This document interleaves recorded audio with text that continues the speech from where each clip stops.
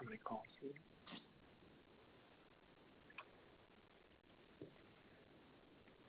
All righty. Give it one more minute, and we're going to get started.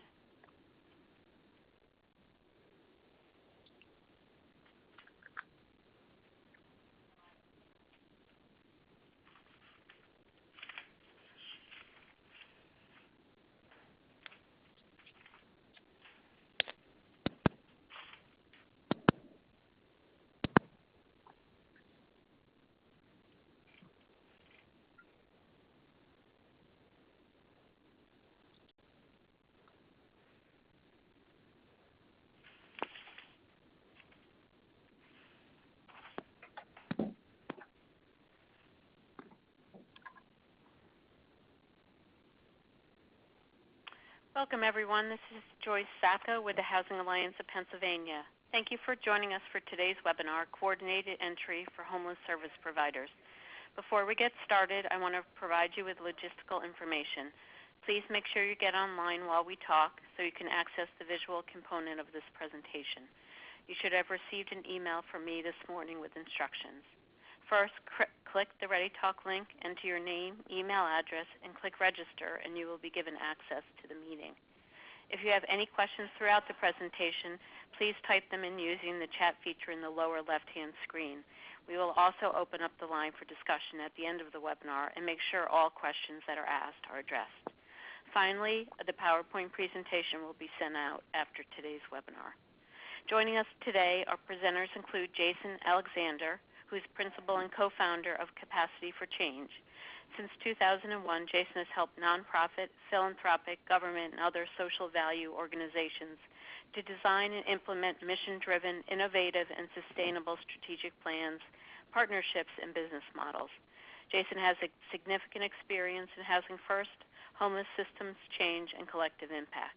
Previously, Jason facilitated the creation of strategic technology alliances in underserved communities as a project manager for the Massachusetts Technology Collaborative.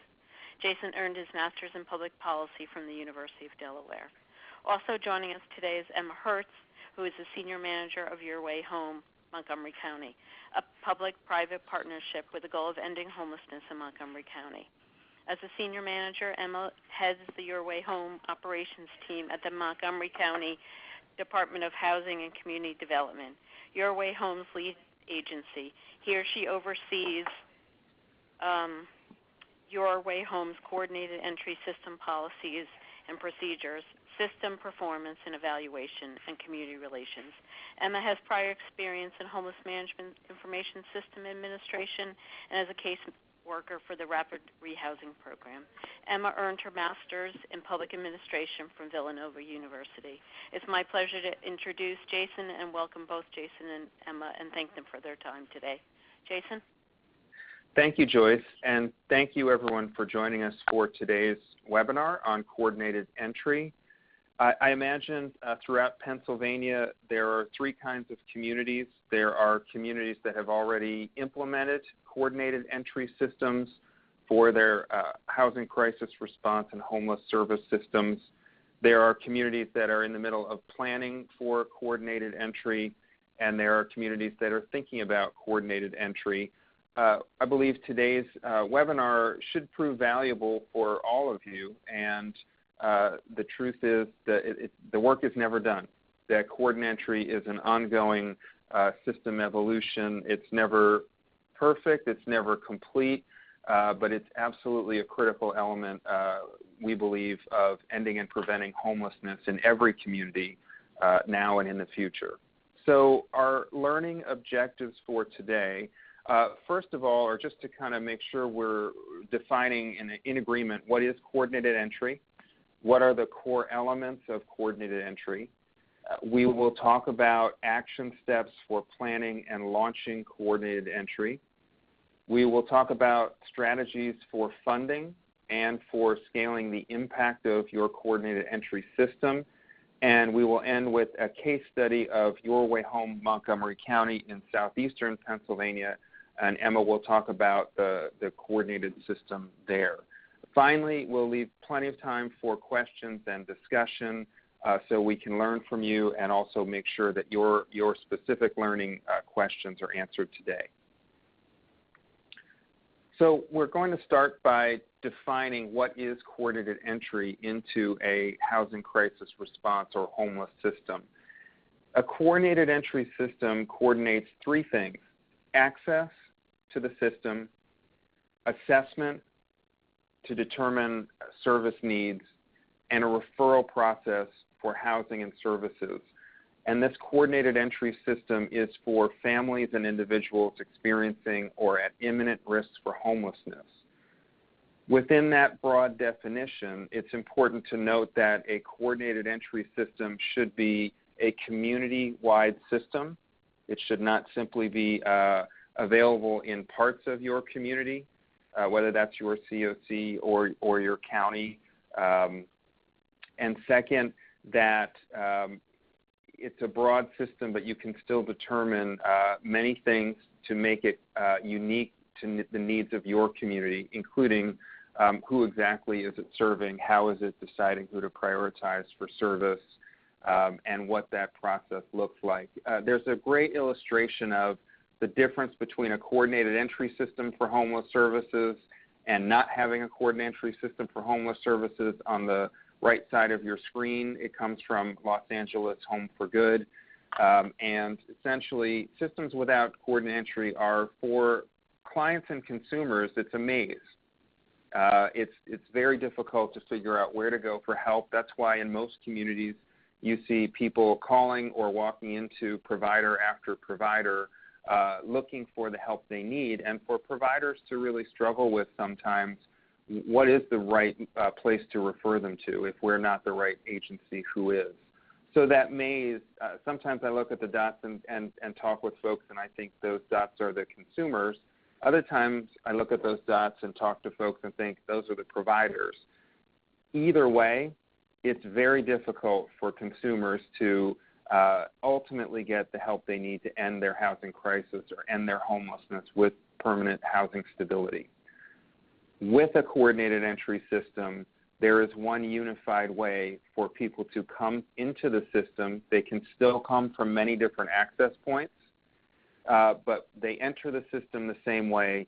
They have the same uniform experience, and they are connected with appropriate housing and services in a more efficient, streamlined, and coordinated way, which means their experience of homelessness is more brief, hopefully more rare across the system, and also with better outcomes across the system. Why coordinate entry? In the work I've done in communities, the starting point in many communities is, our system is pretty good. Of course, there are ways we could work better together, but we have our ways of doing business. We at the individual provider level, at the system level. We know how people enter the system. We have good relationships with our partners, and we can refer people. So when we present to communities a systems change effort like coordinated entry, the first step is really to make sure that we're answering questions about why this is positive for the community, why it's beneficial to coordinate entry for consumers, for service providers, and for public and private funding partners. The illustration on the left, which is from a presentation by HUD on coordinated entry, really illustrates the value of coordinated entry to the system. What it's showing is that whatever type of experience you're having, whatever type of consumer you are, if your system is coordinated at entry, whether you are a chronically homeless veteran, whether you are a mother with children, that you can identify quickly an entry point into the system, receive a standardized assessment, and be referred to the appropriate service provider that's available in the community. So specifically, we talk about coordinated entry as improving the consumer experience first and foremost. Coordinated entry systems allow better access because there's a visible path to access. There is fair and equal access if the coordinated entry system is available system-wide.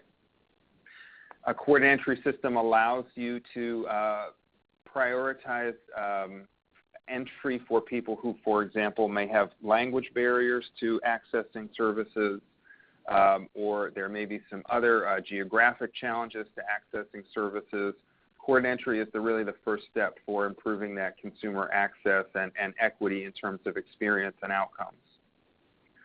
Coordinated entry also helps many service providers focus on their core mission, focus on their programs to help their clients, because service providers no longer, some of them have to spend time doing information referral or talking with folks who ultimately are not going to be appropriate for their program.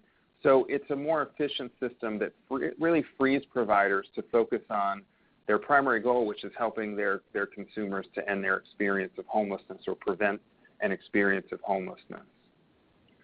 We believe that coordinated entry enhances system-wide collaboration among the public, nonprofit, community, and other organizations and systems that are all working with an individual or a family, sometimes to simply address homelessness, other times to address the root cause issues of homelessness, which may include poverty, may include trauma, may include fleeing violence, may include a whole range of issues where systems and programs need to work together.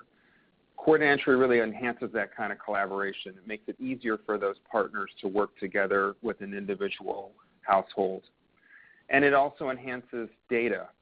Many communities, I believe, struggle with fully understanding the needs of their community, the resources available in their community, and frankly making a case for increased investment at the federal, state, and local level in their homeless system, in their providers. And the truth is, it's really hard to make that case. It's hard to make better planning decisions and grant application decisions without the kind of data that comes from a more coordinated system where more providers, both core providers and partner providers, are all contributing to the same unified data system. Coordinated entry makes better use of the limited resources in a community. It tends to be an efficient way to create access into your community's housing crisis or homeless system, because it extracts all of the coordinated entry activities into one or a few providers that are focused on that effort and funded for that effort. Coordinated entry prioritizes service based on severity of need. Many communities around the Commonwealth are adopting more of a broad housing-first approach to ending homelessness as opposed to a traditional housing-ready approach. Every community, and I've experienced in Pennsylvania and outside of Pennsylvania, is struggling with limited resources to power their system. And therefore, if you cannot serve everyone at the same time who's in need of housing and services, on some level your community needs to decide how to prioritize those services. Coordinated entry does not dictate who you prioritize in terms of populations, but it does require you to prioritize in some way. And it supports a system-wide housing-first approach. We broadly talk about a housing-first approach, meaning the primary goal is to exit as many people from homelessness directly to permanent housing in the community with stability as quickly as possible. So what that means is we find more and more, and national and state evidence shows that many people who are experiencing homelessness can be rapidly rehoused with some short-term subsidy and some help locating and securing an apartment, for example, in their own name, without going through some traditional larger programs like transitional housing programs or supportive housing programs. And so a system-wide housing-first approach means, for example, that emergency shelters focus on the housing goals of their clients to exit them from shelter as quickly and successfully as possible. and maybe making the other sorts of social service goals secondary to that housing approach. Any sort of rapid rehousing program where people are quickly entering and exiting the homeless system by finding and leasing and moving into their own apartment, again with a short-term subsidy and some supportive services, light touch, that's a housing first approach to ending homelessness. What that allows the community to do, your community to do, is reserve the most resources for the people with the most significant barriers to their own housing stability. So people who truly need a transitional or a permanent supportive housing solution, this housing first approach really reserves those resources, those very expensive resources for the people who need them the most. A coordinated entry system sets up your entire continuum, your entire community, to deliver that kind of system-wide housing first approach. And finally, coordinating entry is more increasingly so a HUD requirement for funding. It's a policy requirement. It's a national best practice coordinated entry that is supported by the United States Interagency Council on Ending Homelessness. It's supported by the National Alliance to End Homelessness. And it's absolutely supported by HUD and Veterans Affairs. Sometimes when I go into communities, the starting point for planning coordinated entry is, well, I guess we have to do it because it's a HUD requirement. While it certainly is a HUD requirement, and that's critically important, I actually don't believe it's the absolute best reason for a community to embrace and implement coordinated entry. The best reason is that community after community across the United States that has implemented coordinated entry has seen better outcomes for clients, a better coordination among service providers, and an increased or at least maintained funding availability to provide those precious housing and supportive services. So all that taken together is how our communities really, and you should be thinking about why coordinated entry is so important. As a colleague has said, coordinated entry is important. Coordinated exit is even more important. But you can't get to a coordinated exit without a coordinated entry into the system itself.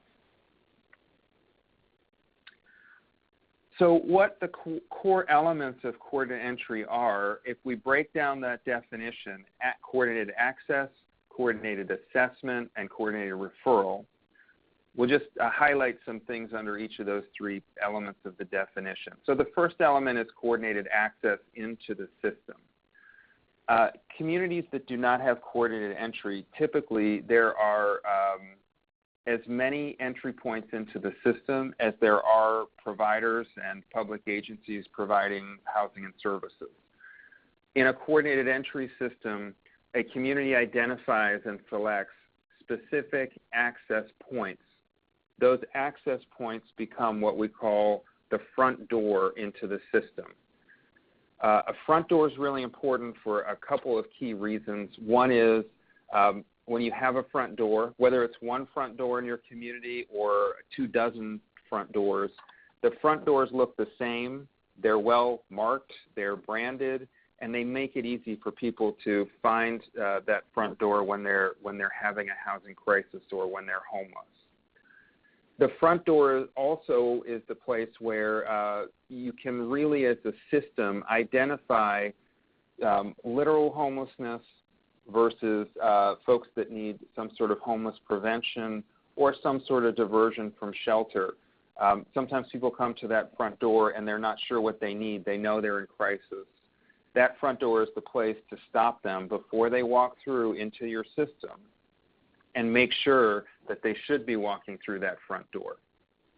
For some folks, there are opportunities that are less traumatic for them and less costly, frankly, for your system than entering the system and going into emergency shelter. And those diversion strategies, which more communities are starting to use around the Commonwealth, those are diversion from shelter when it's appropriate, which again is conserving limited resources for that people that need it most. That happens at that front door. But if you walk through that front door, if you're a family or an individual who is homeless or who is imminently at risk for homelessness, walking through that front door, you are then going to have the same identical experience, hopefully, no matter which entry point you come from, which requires coordination on the part of the system. So when we talk about those front doors, there are really two kinds in a coordinated entry system. There's a virtual front door, a virtual entry point, which is typically a call center. Many of the communities in the Commonwealth that have a coordinated entry homeless system have some sort of toll-free call center. It might be operated by a 211. It might be operated by a service provider in the community with a number, but essentially it's a best practice for every community to have a virtual way to enter the coordinated system. You then in your community may also choose to have physical entry points or front doors for people who don't call but still want that access into the system. Those physical entry points, you tend to place them where's the most demand for service. And typically you place them with providers who are best equipped to do intake, assessment, and referral into the system. Every community can choose when it's planning its coordinated entry whether to have just a virtual entry point, which actually many communities do in Pennsylvania, or to combine a virtual entry point with a number of physical entry points. That's a planning decision that happens at the community level. Another key element of coordinated access is to make sure that your outreach program, especially your street outreach, is also part of the coordinated system. So if people call the virtual entry and say, I'm on the street, I'm in my car, or I'm doubled up, and I need help, that if they need to be reached on the street, if they need to be verified to ensure they're homeless, that the outreach team is working directly as part of that coordinated access. So those are really the core elements under the access part of the definition.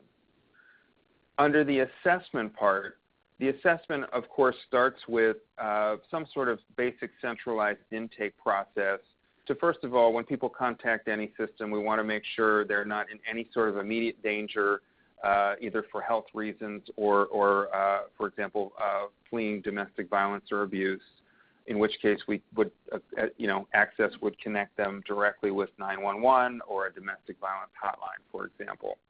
Also to verify their identity, who they are, where they are, what their needs are, and verify their homeless status.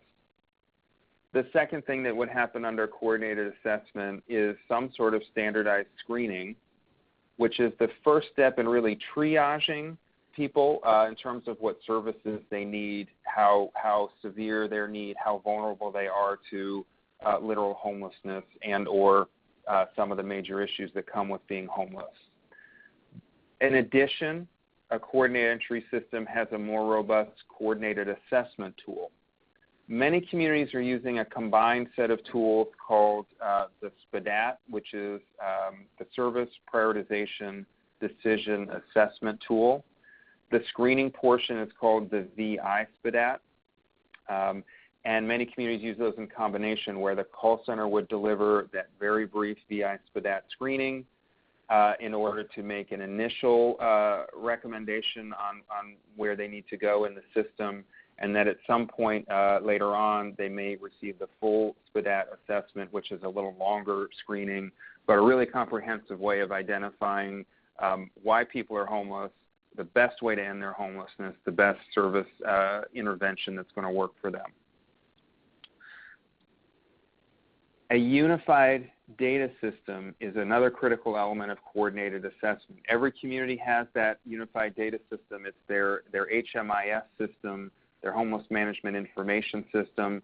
But I think we all can be honest that not every provider in every community is either has access to a really high quality HMIS system that meets their needs, and not every provider and staff is necessarily using that data system to its maximum ability. Part of coordinating assessment is making sure that your HMIS system works for you and that you are giving it the data you need. So in coordinated assessment, as early on as possible when someone enters the system, their data is logged in the unified data system, and that there is as open a data system as possible for every provider who is going to be working with a household or individual. Of course, it needs to be a secure data system. There are special protocols for people in the domestic violence system specifically, and in some cases there are assessment protocols for other special populations like veterans. And for example, what I mean by that is in some communities when people contact coordinated entry and they identify themselves as veterans, they are immediately referred to a veteran services or a veterans hotline.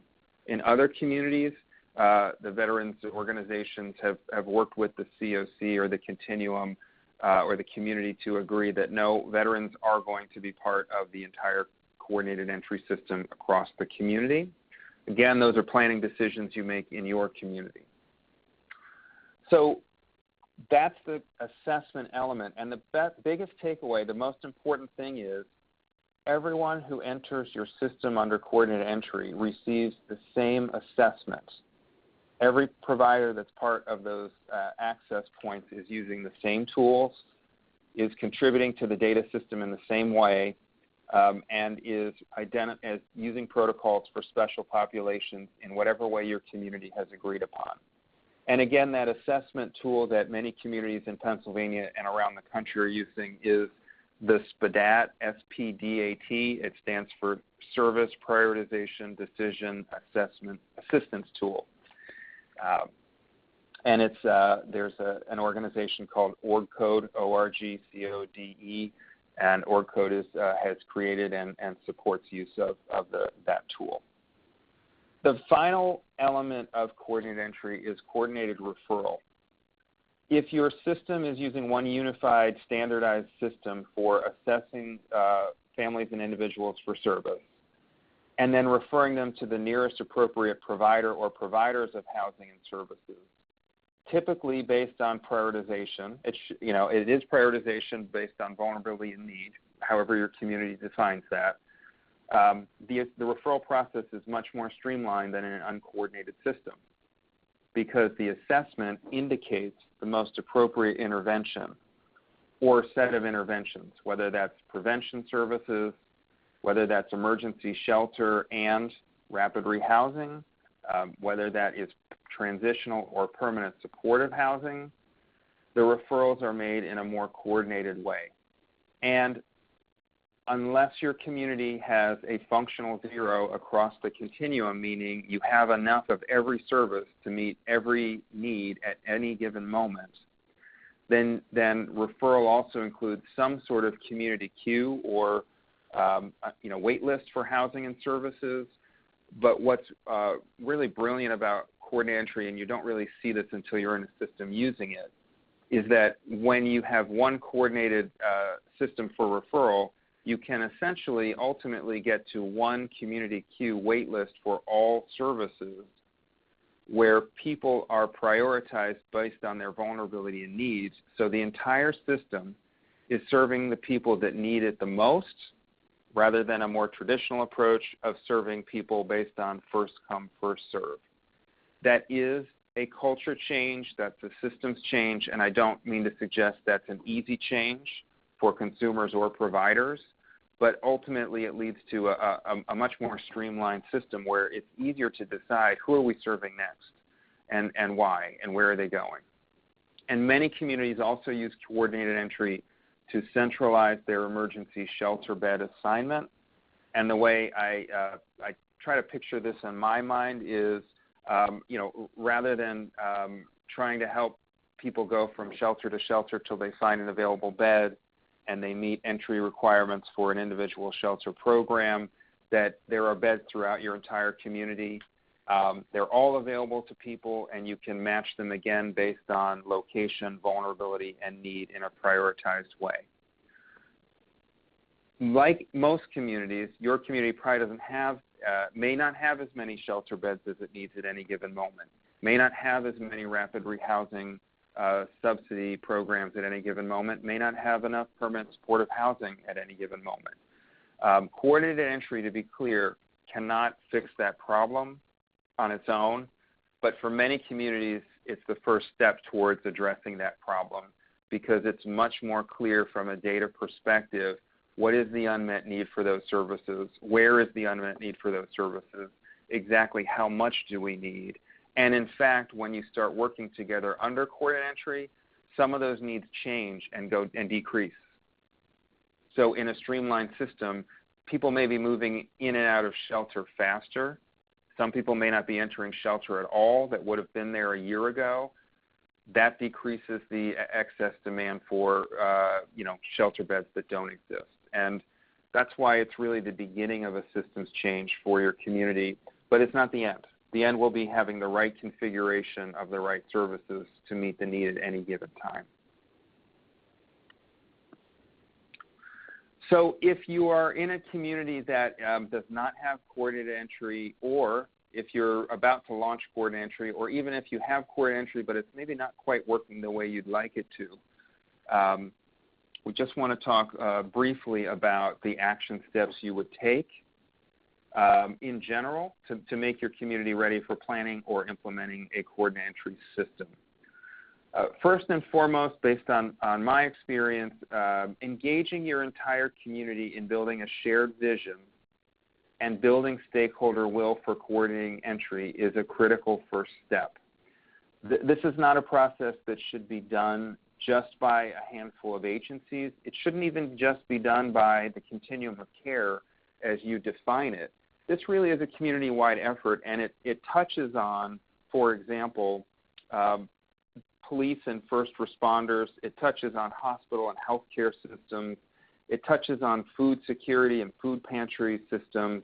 It touches on mental and behavioral health programs and systems, public welfare, in addition to your core providers, your shelter providers, your housing and service providers. It's really the entire community that needs a shared vision for coordinated entry. And the reason for that is a coordinated entry system does not know who is HUD funded and who is not, who is a continuum of care member and who is not. If it's a community-wide system, it's a community-wide coordinated entry system. So engaging up front those other stakeholders is a critical first step towards building a system that's really going to work. The other reason it's important is that it really helps to create buy-in from potential funding sources that are not traditional funding sources, which I'll talk about in just a few minutes. If you, for example, bring local hospitals and the United Way and maybe some of the foundations in your community into a conversation with the public agencies that distribute your federal, state, and local resources, with you as with your service providers who are actually delivering the services, and saying together, there's a better way for our community to end and prevent homelessness, and it starts with coordinated entry. That is the ideal, because then you're working with those systems to build policies and procedures that interface well with those other systems, which is where a lot of the challenges are going to be down the road when you're actually doing coordinated entry. Second, you can help these other funding sources identify why they might need to pursue funding or give funding in a different way to help meet the needs of your system and your providers and your consumers. Building that will is also an opportunity to address some concerns that I frequently hear when this process starts in a community. This is any sort of changes can be approached with a combination of fear, of legitimate concern. In other words, if we're making a change, is it really going to benefit our consumers? And some amount of curiosity. And all those things should be addressed up front and talked about openly, because it will change the way some of your providers do business, because some people will no longer be doing entry into the system, referral and assessment, that can be tied to people's business model, their staffing model. But I've never seen in a community it leading to any sort of really abrupt and long-term negative change. It's typically a shift of responsibilities that leads to a more efficient and effective system in the long run. But building that will, addressing those concerns up front is critically important for success. A second major action step is to map and analyze your existing system capacity, resources, and the demand for services. You can't get to the details of court entry until you know what's the call volume. If we have a call center, how many calls should we expect? If we have walk-in sites, how many walk-ins should we expect? What are we referring to? Do we really know the availability of housing and services across our community, and have we put that data into our unified data system? And who potentially is going to deliver coordinated entry in terms of our service provider community? So that's an important second step. A third important step is designing a plan for court entry that really meets the needs of your community and that has buy-in and approval from your continuum of care. And this includes making those tough choices around how many entry points, where are the entry points, what are the screening and assessment tools we are going to use, and how are we going to prioritize within our system? Who are we prioritizing? Are there specific populations that we're prioritizing? The fourth key element is securing funding for court entry. The good news is there are some dedicated funding sources for coordinated entry. We'll talk about those in a minute, in the next slide actually. Identifying, recruiting, and training coordinated entry operations partners. These are a set of partners at that front door that are really going to have to work together. They may be learning how to use those new assessment tools. They may be learning how to use the community queue in your data system. And it's important that they're positioned for success from the beginning. The sixth step we recommend is to soft launch coordinated entry. Test it out maybe for 2 or 3 months before you start broadly advertising it to the community or referring to every provider in your community, just to work out some of the challenges and make it a better system because like anything else, for example, our universal health care system, you don't want to turn it on day one and find out that it can't support the demand that you'll get on day one. So that soft launch is really important. And finally, once you've committed and launched coordinated entry and made that full systems change, continually evaluating your progress as a community, learning together to improve the quality of the system, and sharing the results and outcomes with your community is the way for your coordinated entry system continue to grow and improve. As I said at the beginning, no coordinated entry system is perfect on day one, at year one, or even year 5. It's a continually evolving system. And sometimes you don't even know the unexpected or unanticipated benefits and challenges that can come along once you've launched. And so you need to build in a structure to respond to those and adapt to those all the time. It sounds great, you might be thinking, but where do we fund it? How do we fund it? And again, I'd go back to the fact that it's more and more of a HUD requirement and funding priority. So there are HUD Continuum of Care grants as part of your COC's annual grant application process, both for planning coordinated entry and operating coordinated entry. There are state and local funding sources available. In some of the communities I've worked with, their coordinated entry system is partially funded through their county's Affordable Housing Trust Fund, which are slightly more flexible dollars in terms of how they can support coordinated entry. Philanthropic grants and donations are key. There are absolutely grant makers in your community. They may be few and far between, but if they fund health, homelessness is a public health crisis, and coordinated entry is a way to solve that public health crisis. If they are community foundations, they have donors that want to give to ending homelessness. If they are United Ways, they may have a community impact goal around the health of vulnerable individuals and families.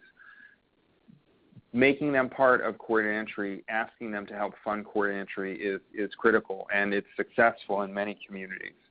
And finally, in some communities I've seen or been involved with, the service providers simply were not willing to wait for public and private funding sources to come along and make coordinated entry happen, and on their own, through their own in-kind contributions of staff and resources, started and launched successful coordinated entry projects to demonstrate the value to public and private funders. So a fundraising plan is really critical to success. and that's really the starting point for how to fund coordinated entry. To scale the impact of coordinated entry, some things may seem, some of these might not seem obvious at first glance, but establishing a brand identity is the marketing plan for coordinated entry system. In Bucks County, Pennsylvania, the coordinated entry system is branded as the Housing Link. The reason you need that brand is to make that front door visible to consumers, providers, and funding partners. Setting shared measures of success. There are really good output and outcome measures that you can choose from in your community to measure and report success. Those could be things like length of time between first contact with an access point like a call center to being referred to a service like emergency shelter. It could be a measure such as length of time from making first contact to street outreach to verify homelessness. It could be length of time from entering a shelter to getting a service referral by moving through that coordinated assessment and referral process. The percent of appropriate referrals that result in program enrollment from coordinated entry. And a final common measure is the percent of denials of service from programs that are referral. In other words, the number of either inappropriate referrals or the number of denial referrals. So there are tangible, substantial measures of success. Another key element of scaling the impact of coordinated entry is closing side doors. When I'm not sure there's any community that's closed every secret way that clients enter the housing crisis response or homeless system and avert the front door. Averting the front door is bad for the system and it's bad for consumers, but it still happens. It happens especially when there are providers that are not part of the continuum or do not receive any funding through the coordinated entry system or HUD. It happens sometimes in the gray area between the mental health system and the homeless system. It's not easy to close those side doors, but it's important.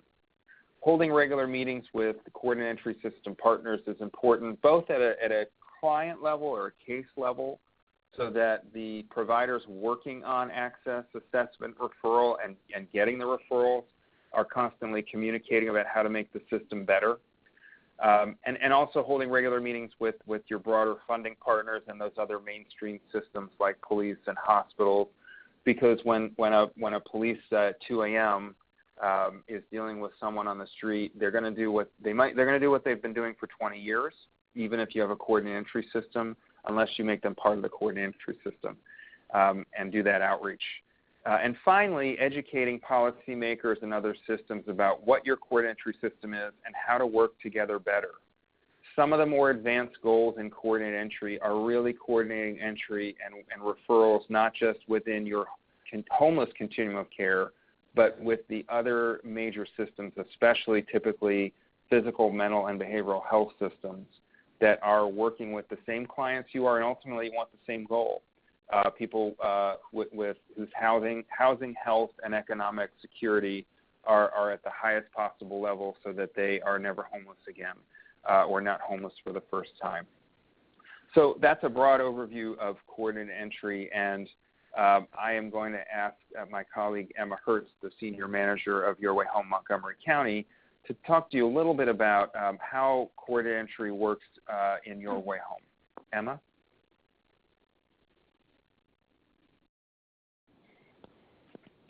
Thanks, Jason. So as Jason explained, I can walk you through how Your Way Home Montgomery County works. I think he gave a really great and very comprehensive overview of the planning process and how to get started. And I can give you some specifics about how Your Way Home is actually functioning now 2.5 years into launching our coordinated entry system. So first, a little bit of background. Montgomery County is a single county entitlement continuum of care in Pennsylvania. The Department of Housing and Community Development is the lead agency for Your Way Home and for our COC, as well as our HMIS. We have staff here at the department that works under me as the senior manager to support or provide backbone support for the operations of the coordinated assessment system. There are 3 other staff people. We have a program manager who works mainly with our community queue and overseeing the policies and procedures for the entire system. We have a community relations manager who works on outreach and engagement of new partners. And we have an administrative personnel who works on HMIS and billing.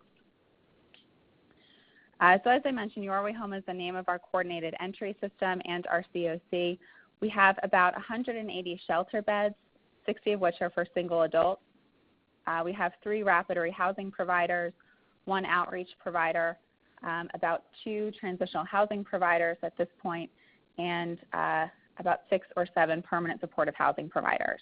We serve roughly 1,700 people per year, unduplicated across all of those different programs.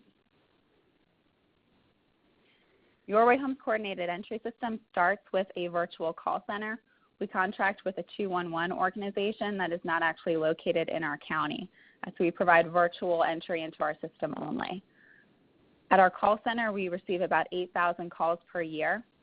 The call center starts with a basic screening for eligibility, which looks at homeless status and appropriateness for services.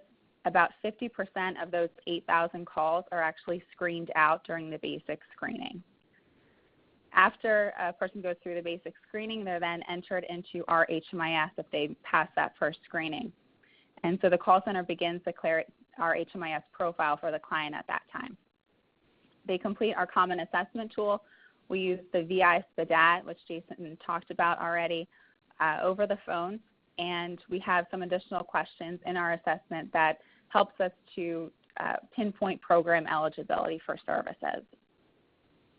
So once that assessment is completed in our HMIS system, our call center staff then refer either directly to our street outreach team if the person is reporting that they're literally sleeping on the street or in a car, or they refer to our housing counseling program, which I'll discuss in a minute. So first, if someone is literally homeless, our street outreach team will confirm that status by going out and meeting with the family. We found that that was a necessary step in having a virtual call center because less than 20% of people who are reporting street homelessness are actually found to be street homeless. And for us, that is our highest priority to serve, and so we want to make sure that we are actually serving people who are in that situation. If someone is not street homeless, the call center would refer that person to our housing counseling providers. So in this instance, people are either doubled up or they're couch surfing. Housing counseling is a relatively new service. In other communities, it's called diversion. And what it does is provide conflict resolution, mediation, and sometimes one-time assistance to help prevent a household from actually entering an emergency shelter. We decided to target this service to the doubled up population after looking at some of our data, which showed that 66% of the people and families and 30% of our single adults were actually entering shelter from a doubled up situation. So for us, it was the majority population coming in and kind of provided the most bang for our buck in terms of efforts to prevent homelessness. We've seen a 60% success rate in diverting from emergency shelter through our housing counseling program. And one of the major outcomes that we've seen in the last year is that we've reduced the number of people on our emergency shelter waiting list as a result of having this program. To give you an idea, we went from 62 families on average in 2015 on our emergency shelter waiting list to 2 families in 2016, and about 87 single adults in 2015 waiting for emergency shelter to 22 single adults in 2016. So for those people who cannot actually be diverted, who aren't able to find any other alternative housing situation, they are then referred to an emergency shelter. We have 6 shelters who are participating in our HMIS and coordinated entry system, plus 1 domestic violence shelter. And I should mention that all of our referrals are coordinated through our HMIS as well. There's no email that's being used to actually send referrals from one agency to another. It's all through our HMIS.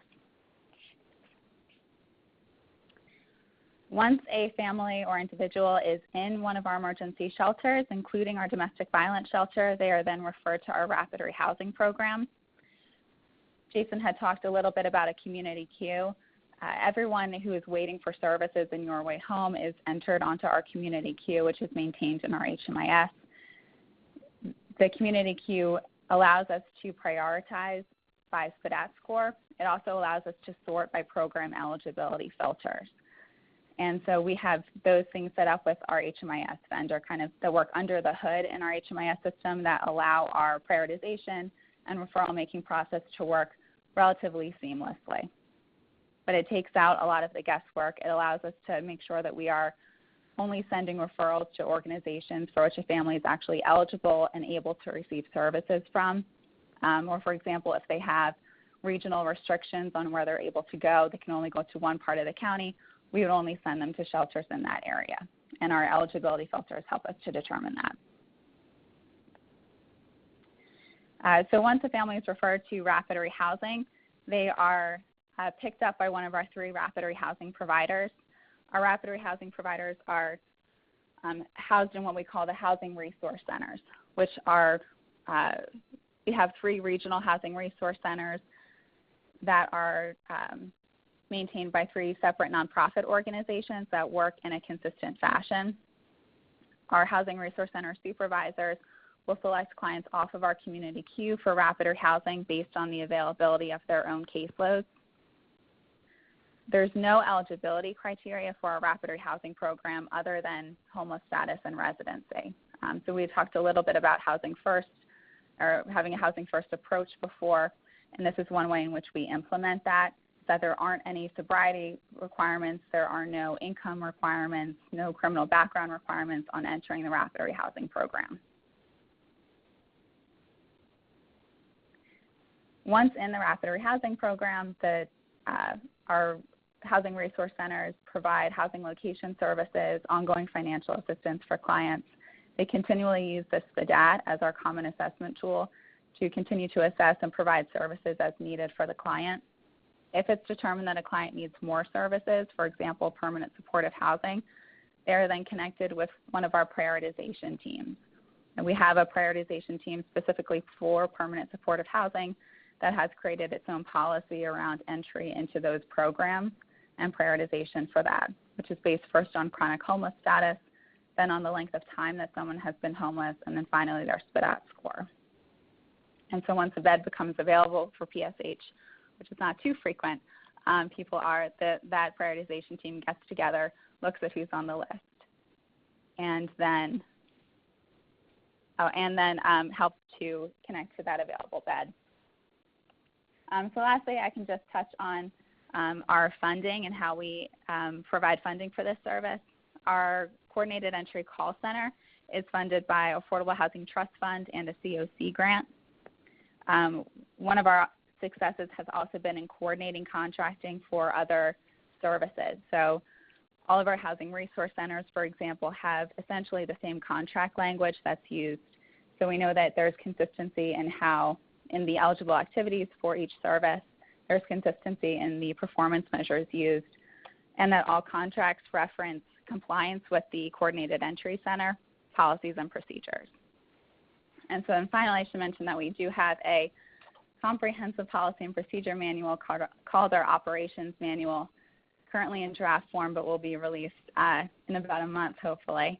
And that covers all activities related to coordinated entry. And we found that it's really necessary to have a clear and consistent set of policies regarding eligibility, referrals in crisis situations, residency, hotel policies, coordinating discharge from hospitals and other institutions.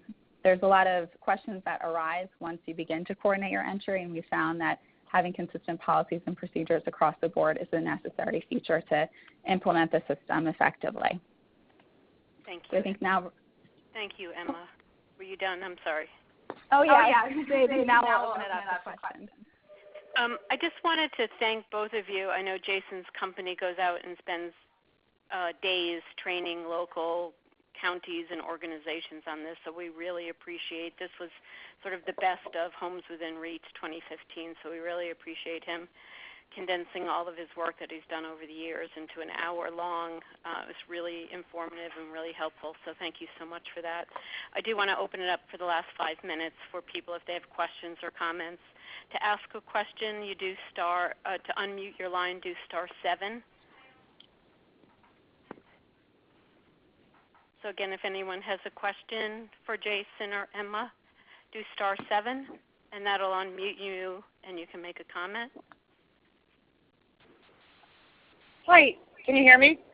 Yes, go ahead. Okay, thanks. This is Valerie Pels-Code. I'm the Acting Regional Administrator for ACF, for Administration for Children and Families in Region 3.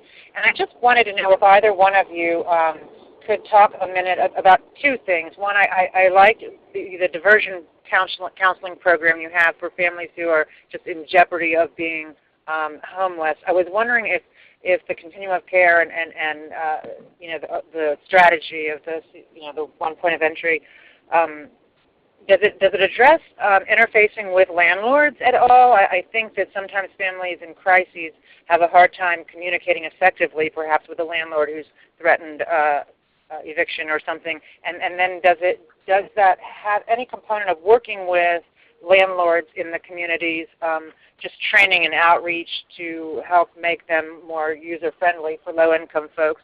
And then the second question is totally separate, but I was wondering if you could talk a few seconds on anything with, does anything target our homeless youth population? So I'll start that and Emma jump in. Addressing your first question, there's maybe two possible answers. One is that when your coordinated entry system prioritizes service for the most vulnerable, you actually have to decide as a community, what about folks that are more traditional eviction prevention clients that may be 3 months away from possible homelessness or dealing with landlord issues where it's not really clear that even a negative outcome will lead to homelessness? That's really about how much your community decides to build in services that are part of coordinated entry to do that kind of work. And that work might be done in partnership with a community legal aid organization, for example, or ideally having some sort of legal expertise integrated into the coordinated access and assessment process. I'm going to try to be brief on these so that we can get a few questions in. The other issue is if your community is also implementing a successful rapid rehousing program, that ideally calls for dedicated housing locator type positions like in Your Way Home, whose primary job is to build relationships with landlords. And it's been tremendously successful in every community we've looked at and in NEH national best practices. And they help landlords understand why it's actually a good thing to work with clients that are coming to them from a coordinated entry system. Your second question about youth homelessness, youth might be one of those special populations where your community either wants or needs to have some sort of slightly customized outreach and assessment process for homeless youth. As some communities do in Pennsylvania. It should still be part of the coordinated entry system, but for example, that's where the outreach component comes in. Maybe you have a dedicated youth outreach program, and that still needs to be part of coordinated entry. So being thoughtful, I mentioned two populations, veterans and people fleeing domestic violence and abuse, but youth is a third population where there's some kind of customized protocols that many communities use. We have a question. Do you want me to, from Andrea? It says, does the housing counseling program verify the eligibility of the clients on the community queue? For most of our housing counseling is actually done over the phone. And so in that instance, what our caseworkers are doing is really just talking through, they do a lot of resource mapping, so they will ask a consumer, what has happened to you so far? Was there ever a time that you were stable in housing before, and what did that look like? And try to reconnect with that situation. The only time that they would actually bring a client in is if there was one-time financial assistance that was going to be provided. Say the current situation is untenable, but the person has identified a place to move into, in which case we would bring the person into the office and And at that point, we would do document verification, which would include, process all the stuff that you need to process a payment under any of our grants. More so than that, they aren't doing documentation on disability or chronic homeless status. In some cases, the housing counseling clients that we're seeing do eventually turn into rapid rehousing cases if at first we think that we can prevent them from becoming homeless, but then it turns out that the situation just gets worse, in which case we would enroll them into rapid rehousing and continue to work with them from there, at which point permanent supportive housing may be an option down the road, and they would do some of that documentation.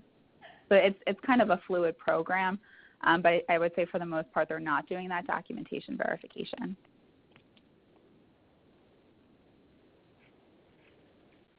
Thank you so much. Do we have other questions? We're right at 1 o'clock. Well, I'd like to thank Jason Alexander again from Capacity for Change and Emma from Your Way Home in Montgomery County. It's been very informative, and thank you again for your time today. Have a good day. Thank you. Thank you all. Thank you. Thank you.